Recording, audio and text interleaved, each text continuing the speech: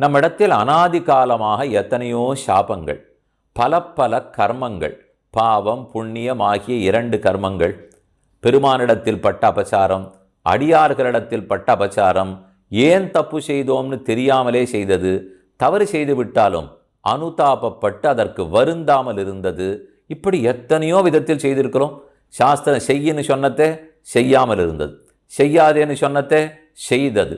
பகவதபச்சார, பாகவதாபச்சார, அசக்கியாபச்சார, கிருத்தானு கிரியமானானு கரிஷ்யமானானு, அகிருத்தியகரண கிருத்திய அகரண, இப்படி நானாவித அபச்சாரங்களை பட்டோம்.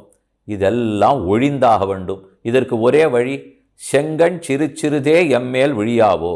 பட்டதெல்லாம் தவறுன்னு தெரிந்து கொண்டு பெருமானுடைய திருவடிகளில் சரணாகதி அனுஷ்டிக்கிறோம். அதற்கே அவருடைய கடாட்சம் வேணும். யத் ப்ரூபிரங்காக பிரமாணம். இதை சுவாமி பராசர பட்டர்